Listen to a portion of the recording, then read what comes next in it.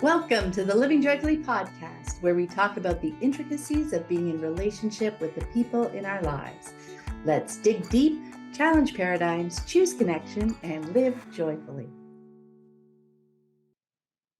Hello, and welcome to the Living Joyfully podcast. Navigating relationships can be challenging because we are all so different. In this podcast, we dive into tools, strategies, and paradigm shifts to help you decrease conflict and increase connection in your most important relationships.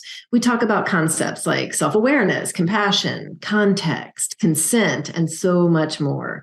If you're new to the podcast, we encourage you to go back and listen to the earlier episodes. We started with some foundational relationship ideas that are so helpful to have in our toolbox. And if you've already been enjoying the podcast, we'd love it if you would subscribe and share. We really appreciate your support as it grows. You can also check out our website, livingjoyfully.ca, if you're interested in relationship coaching or to see what we offer businesses using these same principles. Today's episode is part of our relationship series, and we'll be talking about connection. Connection is the foundational lens through which I see the world. I think we're here to be in relationship and learn from that process. I think focusing on connection is what brings us the most joy and peace and opportunities for growth and learning as well. Finding the best ways to foster connection can look a bit different in the different types of relationships. So today we're going to look at the idea related to our relationships with our partners, our children, and our friends. Something that's in common across the relationships is that connection is an active process. We don't have strong connections just because we're married, a parent, or a friend. That's the surface level connection, but the connection we're going to talk about is much deeper than that. And the root of it is truly seeing another person for who they are, honoring that and supporting that. With our partners, often many things brought us together. And as the relationship grows, the years go on and we fall into the rhythm of just moving through our days. And in that, sometimes we can lose sight of the person in front of us, of truly understanding who they are and what makes them tick. In the beginning, we're much more curious about all of that. And that curiosity and excitement is what feels so good because they're feeling truly seen by us and we're feeling truly seen by them. And so if things are feeling off, this is most likely the root. We've lost sight of and the excitement about who this person we love is. Having a strong connection is what helps a relationship weather the storms that life is going to throw. And while it may not have all of the excitement of the early days, it can settle into this deep trust and knowing. And again, connection is so much about being seen and accepted. And it's helpful to recognize, I think, that our culture tends to have a deficit focus. And if we fall into that in our relationships, it is a pretty quick path to disconnection. One of the first things I ask all my couples to do is to each write a list about what they love about the other person, to keep it on their phone or by their bedside, someplace they can read it every day, just steeping in that, seeing all of the amazing things about our partner. It changes the energy we bring to them and to the situations we're facing together, because that's the thing. When we have that foundation of trust and connection, we're able to handle what comes along together instead of turning to defensiveness or blaming. We know we're different. We honor that and that we each bring something different. And from there, we figure out how do we move through these harder times or this obstacle that's in front of us. Building connection with our partner is about seeing who they are now. And it may be different. We do all grow and change, but taking the time to see them and understand them is key. And finding ways to see each other will be different for each couple. It could be about having adventures together or working on projects together, just talking over a meal, being together and watching a show. It's going to be unique to each person, but understanding what helps your partner feel seen and loved and understood, and being able to communicate what helps you to feel the same, goes such a long way in creating this strong connection that we're talking about. Yes, it really, really does. And I so much love your point that connection is an active process, not something that's a given based on some fact or context, like, we're married, you're my child, Being in a long-term relationship with your partner absolutely does not guarantee that you're strongly connected with each other. That takes ongoing effort. And yes, I feel more deeply connected to my partner when they see and love me for who I am right now. Like sometimes it's easier to take that perspective first. We both grow and change over the years, but when they're curious about what I'm up to, how I'm feeling, and what I think about things, that's when I'm feeling more connected to them. And that said, connecting doesn't need to be all about conversations. No, there are people who just aren't into conversations as much. And as you mentioned, it can look different for different couples because people truly are different. And then not only that, it can look different in different seasons for the same couple because again, we grow and change, our shared interests wax and wanes. But what can remain a priority throughout is building and maintaining connection with our partner, however it looks right now. We can always be curious about who they are and what they like to do.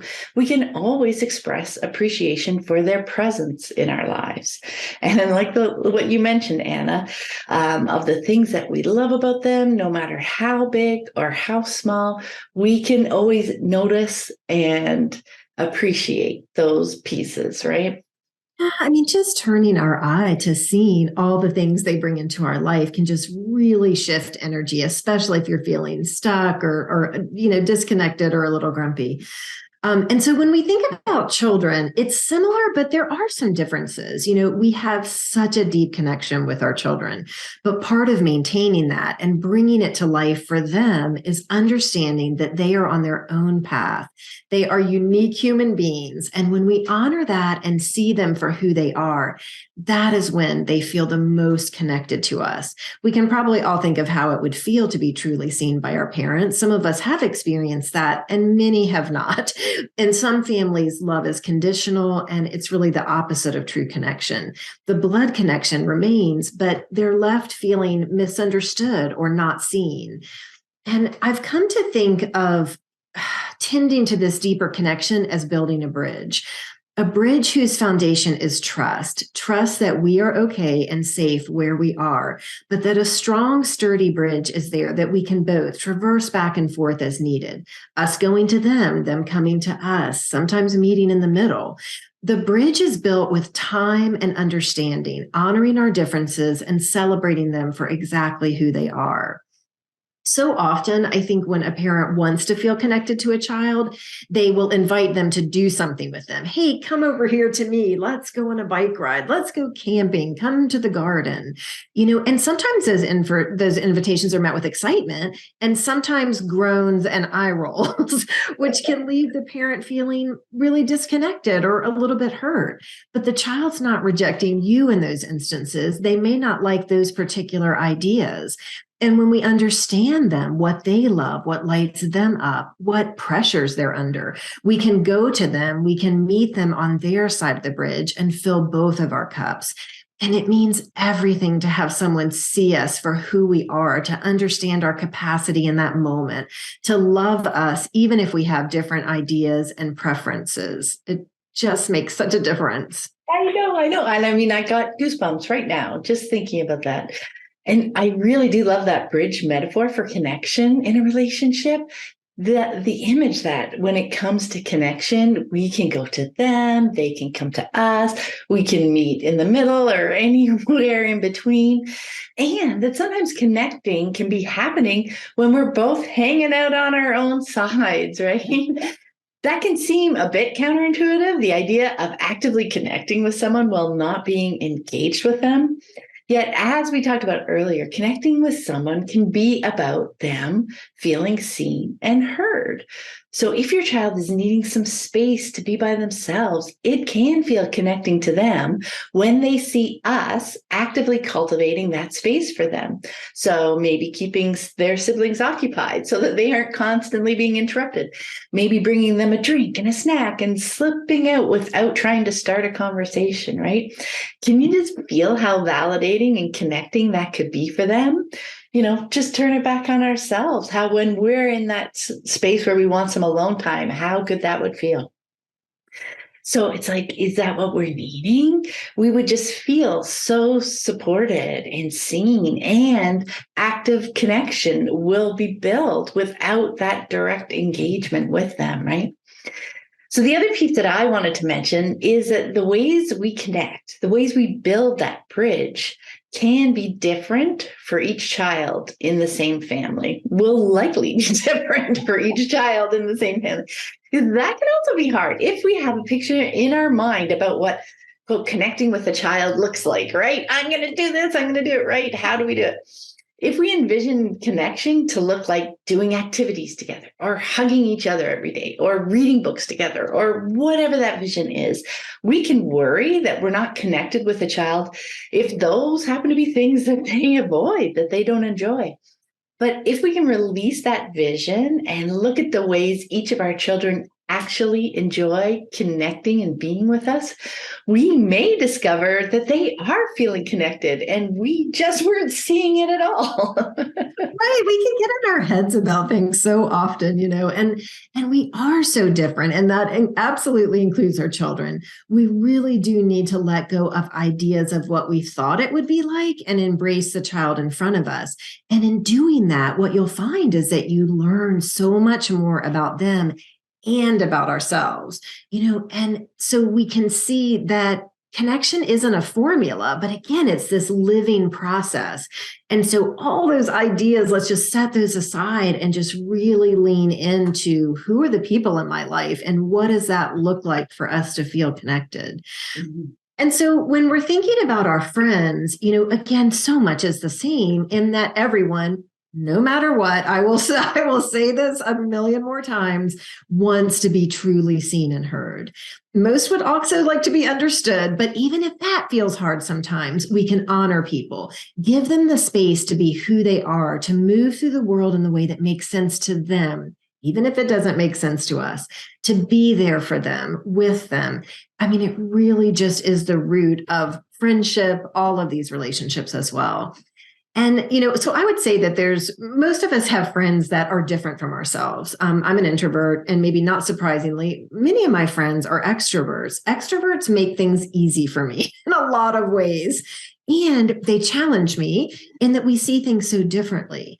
But I can choose to love all parts of them, to see the gift in it, even if I need to sleep for 10 hours after a party and they're still raring to go. And they can appreciate that about me. And that's where we both feel seen and heard. That's where that connection just feels so nourishing. Giving our friends unconditional regard, listening, being there, learning what helps make them feel connected, and being able to communicate what works for us too is just all a part of it. And again, it is going to be unique to each person. Some friends need conversations to feel connected. Some need actual physical time together.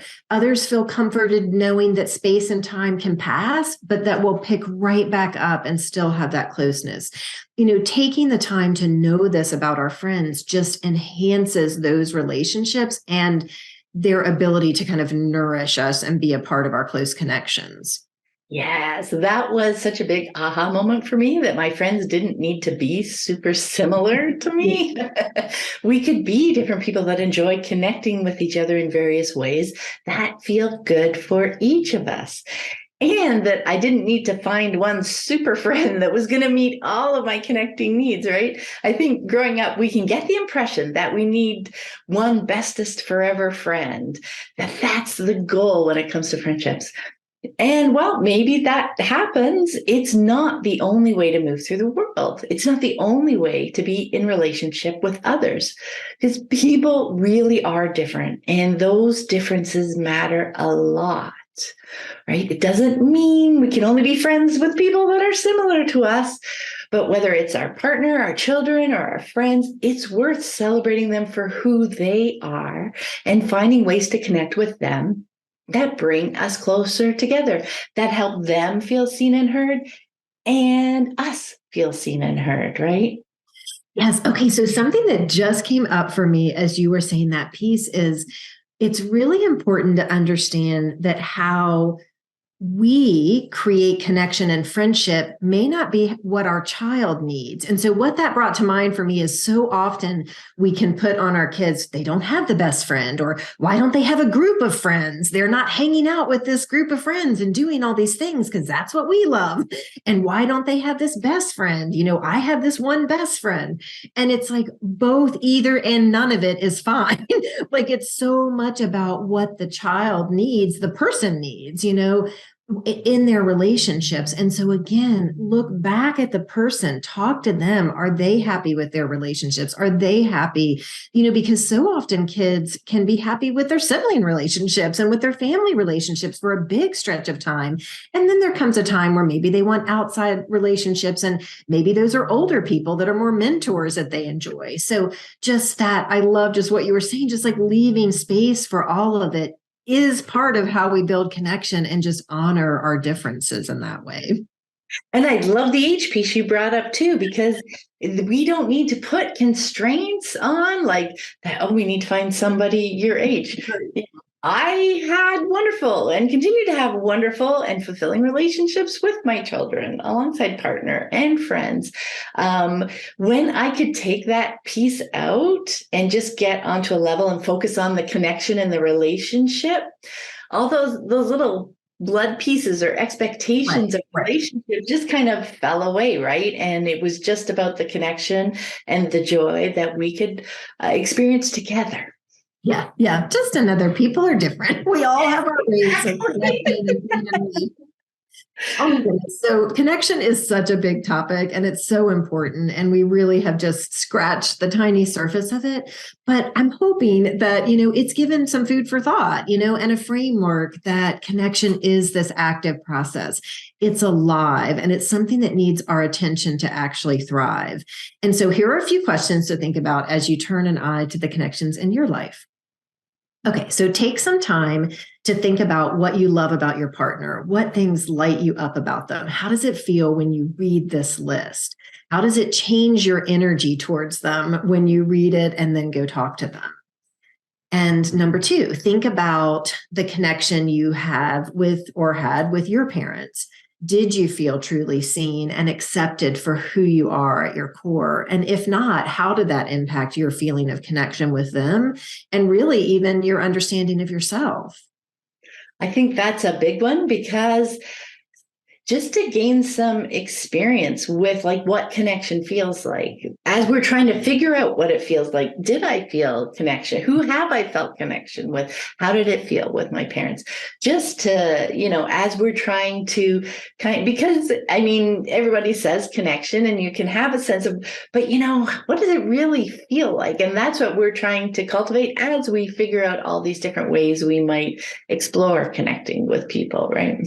That feeling like, okay, when I have somebody that sees me, oh, what does that feel like? How does that feel different when I don't feel seen and heard? So yeah, I love that for kind of teasing out what do I want in connection and how do I want to be in connection?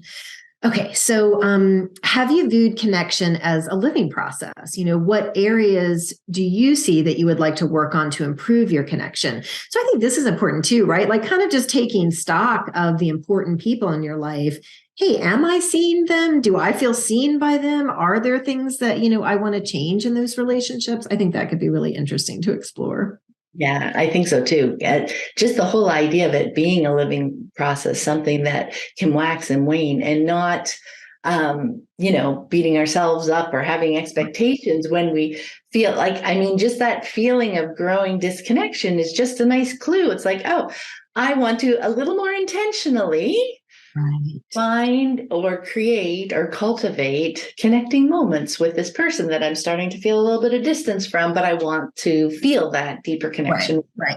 Because it's never about being hard on ourselves. It's just about that recognition like, oh, okay, I'm feeling a little disconnected. What's going on there? And checking in about how that feels and what kind of steps you want to take. Okay, so last question is, what ways do you stay connected with your friends? Considering asking what things help your friends feel connected to you, because it might be surprising.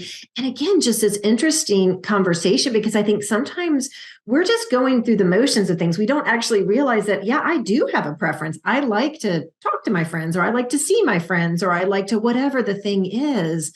when we can, I feel like the more we can verbalize like what our actual needs are to someone, the better chance we have to truly connect and to be understood, because nobody's mind readers, nobody knows what we're thinking. And so often we haven't even given it that much of a thought, but yet we're reacting and feeling it. And so this is just a little call for like some introspection and like, hey, I want to understand a little bit more about what makes me feel connected to someone. Yeah, I think that piece of just taking that moment to understand ourselves and understand what works, what helps. And again, playing with that, because like you said, maybe we don't quite know yet, but we can try all sorts of things that, I think maybe this will feel connecting. And then you go try it a couple of times and it's like, no, that was not as much fun, or we didn't have as much time to engage with one another as I thought we might, but trying different things and playing around with them is perfect. Yeah, I love it. Okay, so thank you so much for joining us, and we look forward to next time. Yes. Talk to you soon. Bye. Thanks so much for listening. We really appreciate you being here with us as we explore ways to improve our relationships and understand ourselves better. You can find us on Instagram at Living Joyfully Podcast, and join us again next time as we dig deep, challenge paradigms, choose connection, and live joyfully.